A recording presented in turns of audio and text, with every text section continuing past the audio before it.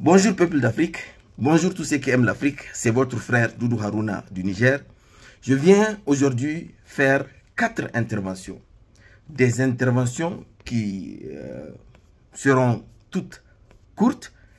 La première intervention, il s'agit de ce qui se passe actuellement en Tunisie, les propos racistes du président tunisien et ses conséquences. Parce qu'aujourd'hui, il n'est un secret pour personne.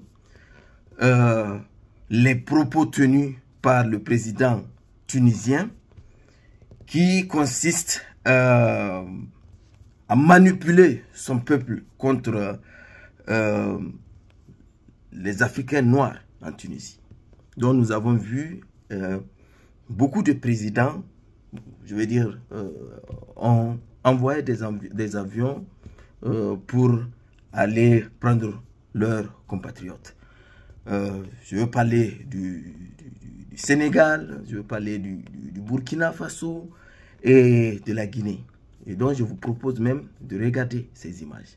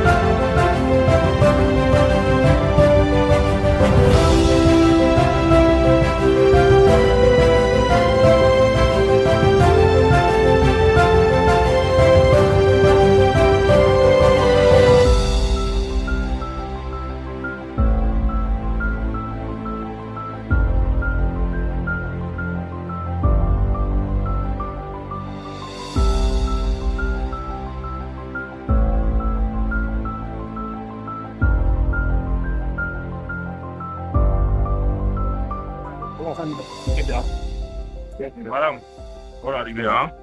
C'est le président. Voilà arrivé. Voilà arrivé. Il pleure pas. Voilà arrivé. Va s'occuper de vous. D'accord? Donc, c'est mon président, hein?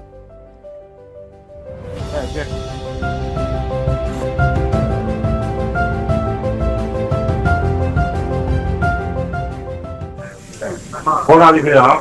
Je ne veux pas vous garder encore parce que je sais que vous êtes fatigué. C'est vraiment étonnant. Je vous dis tout simplement qu'on est arrivé au pays. Et on va s'occuper de vous, d'accord? Et mieux, on ira chercher ceux qui sont là-bas. D'accord? Voilà. Merci beaucoup.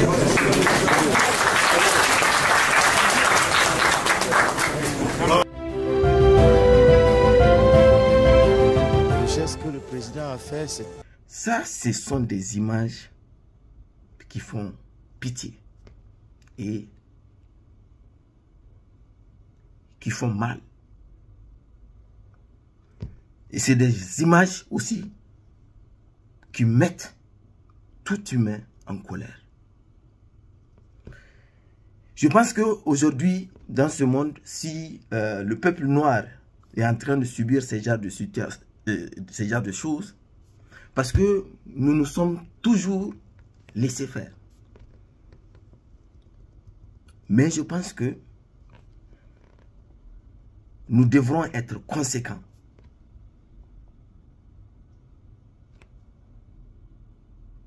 Si un président de la Tunisie se permet ce genre de propos et de révolter son peuple contre les Africains, il parle en tant que président.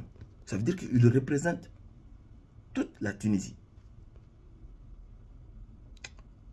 Donc moi, ce que je pense, nos compatriotes ou bien les présidents qui ont fait le signe pour aller chercher leurs compatriotes, il faut lui donner aussi sa réponse. Ce que je suis en train de dire maintenant, je l'assume. Quand vous allez chercher vos compatriotes, venez à la maison, avertissez leurs compatriotes aussi de plier leurs bagages et de quitter vos pays. Il faudrait que lui-même, il le sent. Si c'était un Tunisien comme ça, de la rue, qui se permet de faire ce genre de propos, cela, moi, je ne peux pas prendre ça de façon jusqu'à ce point-là. Mais quand un président se permet ce genre de situation, il faut une réponse.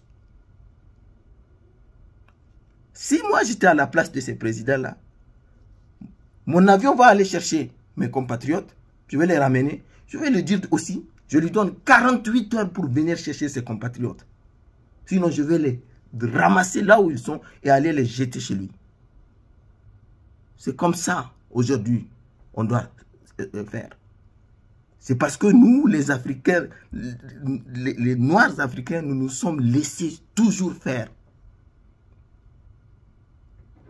Il faudrait que les peuples continuent à sensibiliser ceux qui se disent patriotes devant ces pays-là pour aussi réagir de cette manière. Tu manipules ton peuple contre des Africains jusqu'à ce qu'on les tape, jusqu'à ce que les présidents viennent les chercher. Et nous aussi, on va te dire de venir chercher tes compatriotes. Sinon, on va te les amener. Parce que ça, c'est très grave. C'est un président d'une république qui a parlé. Ce n'est pas un Tunisien, comme ça, de la rue. Donc, je passe. Et comme je l'ai dit, j'assume tout ce que je viens de dire. Je passe.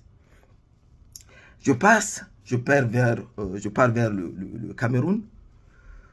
Au Cameroun, dont il y a un mois de cela, un journaliste exemplaire, patriote, qui est devenu un martyr du nom de Martinez Zongo, a été sauvagement et froidement tué parce qu'il faisait son travail, son devoir de patriote. Il dénonçait régulièrement les corruptions et les détournements de certaines personnes qui sont proches du régime. Et comme nous le savons tous, le Cameroun aussi, ce n'est pas un pays où il y a la démocratie. Un pays où les Camerounais, ils ont 40 ans, ils sont nés, ils ont connu seulement un seul président. C'est quoi ça? Ça, c'est la démocratie.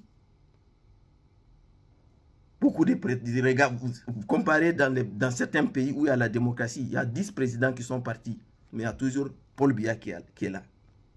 Ça, c'est quoi? Donc, on doit tirer chapeau pour ce journaliste-là qui ose prendre la parole pour dire la vérité dans un pays où il y a la dictature. Malheureusement, on n'a pas entendu assez de panafricanistes qui sont sortis pour parler là-dessus. Moi, j'ai pris le temps un peu pour faire mes enquêtes, pour ne pas rapidement prendre la parole, pour peut-être il est coupable ou quelque chose de cela. Mais il s'est avéré que ce monsieur est innocent. C'est juste parce qu'il faisait très bien son travail qu'il est mort. Donc, c'est pour encourager tous les journalistes du monde, et surtout les journalistes en Afrique, de ne pas se laisser intimider. Parce que c'est ça qu'ils veulent.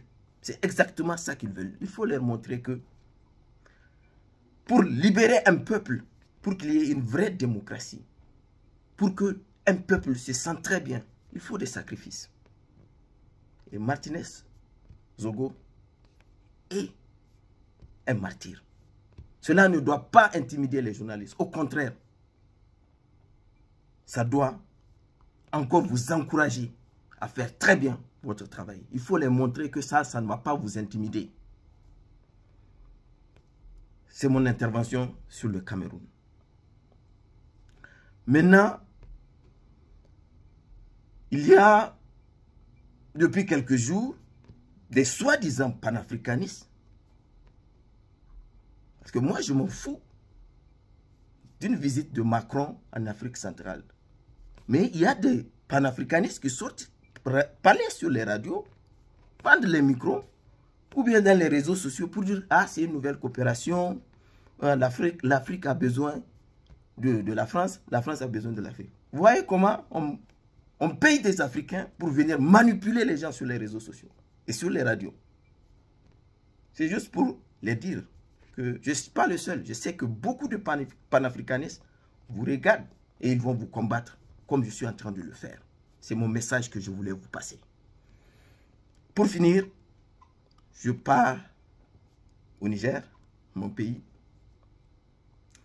dont je vous propose de regarder ces images.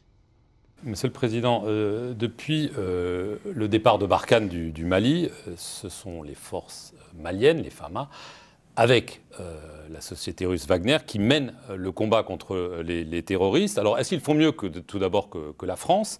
Et notamment, est-ce qu'ils sont présents, est-ce qu'ils agissent dans le nord-est, qui est frontalier avec votre pays? La situation dans la région de Ménaka s'est totalement dégradée depuis le départ de Barkhane. Depuis la fin du mois de mars, les terroristes ont conquis des territoires encore plus vastes, ont tué plus de personnes et ont créé une tension entre les communautés comme cela ne s'est jamais passé. Les forces armées maliennes serraient à Ménaka. Elles y seraient avec leurs supplétifs russes. Mais je constate que cela n'a pas empêché que la situation se dégrade davantage. Mais vous utilisez le conditionnel parce que vous n'êtes pas sûr qu'elles y soient. Non, elles sont à Ménaka. On dit qu'elles sont avec les Russes. Ça, j'utilise le conditionnel. Et qu'elles soient là-bas avec les Russes ou qu'elles soient sans les Russes, la situation à Ménaka s'est dégradée. La situation à Gao aussi est en train de se dégrader. Et jamais la tension entre les communautés Peul et Touareg n'a été aussi vive qu'aujourd'hui. Et il y a des risques de massacre entre ces communautés à grande échelle. Je ne pense pas que c'était ça l'objectif de faire partir les Français. Nous aurions pensé que, après tout ce qu'on a dit des Français, on ferait autre chose que ce qui peut donner lieu à une dégradation de la situation telle que nous l'observons aujourd'hui. Est-ce que vous pensez que le drapeau djihadiste pourrait bientôt flotter sur Ménaka et sur Gao? Sur Ménaka, c'est très probable. En tout cas, je suis convaincu que l'IGS compte attaquer Ménaka. Est-ce que ce sera pour y rester? Ce n'est pas leur mode d'action que de rester dans des localités importantes comme Ménaka. Et ils n'ont jamais eu de vocation à administrer quoi que ce soit. Mais ils sont militairement capables d'attaquer Ménaka. Est-ce qu'ils sont capables d'attaquer Gao aujourd'hui? Non, je ne le pense pas, mais autour de Gao, ils ont réalisé de grandes avancées. Alors, c'est pour cela que nous n'acceptons pas ce qui s'est passé au Mali.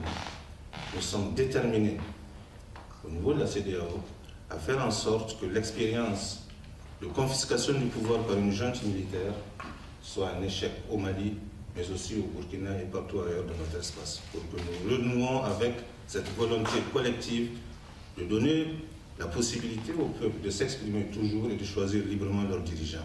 Voilà l'enjeu, et c'est pour ça que nous marquons cette détermination. Tout le reste, nous savons ce qui se passe, nous entendons le discours de la junte malienne.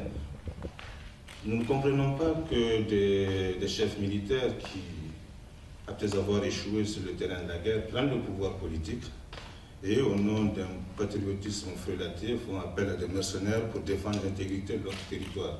Je ne sais pas ce que ça veut dire, et pourtant ils se prétendent patriotes. Nous sommes déterminés à continuer cette lutte dans un cadre clair, dans des rapports civilisés avec des partenaires étatiques. On a vu un Bazoum qui se fout de le régime malien. On a vu Assoumi Massaoud qui a eu même le courage de les traiter de frélatés et beaucoup de choses. Pour finir, regardez cette vidéo. Bonsoir à tous. Le chef d'état-major général des armées nigériennes est au Mali, une visite d'amitié et de fraternité entre frères d'armes. À son agenda, cette audience à Koulouba avec le président de la transition, le colonel Assimi Goïta. Au centre des entretiens, la situation sécuritaire et le compte-rendu de la rencontre que le chef d'état-major des armées du Niger a eue avec les responsables des femmes. Écoutons-le à sa sortie d'audience au micro de Mamari Kone. Ma délégation et moi-même avons été reçus par le président de la transition, chef de l'État, chef suprême des armées. Au cours de cette audience, il a été question d'abord de transmettre les salutations amicales de son Excellence, Monsieur le Président de la République du Niger, son Excellence M. Bazoum Mohamed. Et ensuite, il était question de rendre compte de nos discussions avec nos camarades des FAMA. Les efforts entre les deux pays dans le cadre de la lutte contre le terrorisme ont toujours été permanents. Il a été question aujourd'hui de faire un tour de cette coopération et voir comment nous pourrons rentabiliser davantage cette coopération sécuritaire entre nos deux pays.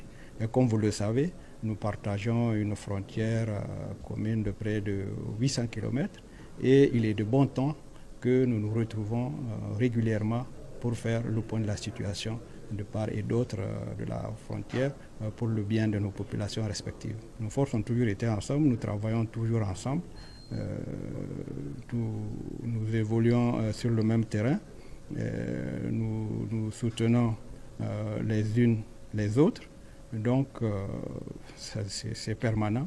Et il n'y a pas de surprise à avoir. Tout va bien et puis nous allons continuer à faire nos opérations comme...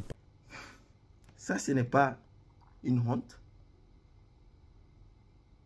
Vous avez joué les mercenaires de la France contre le régime malien.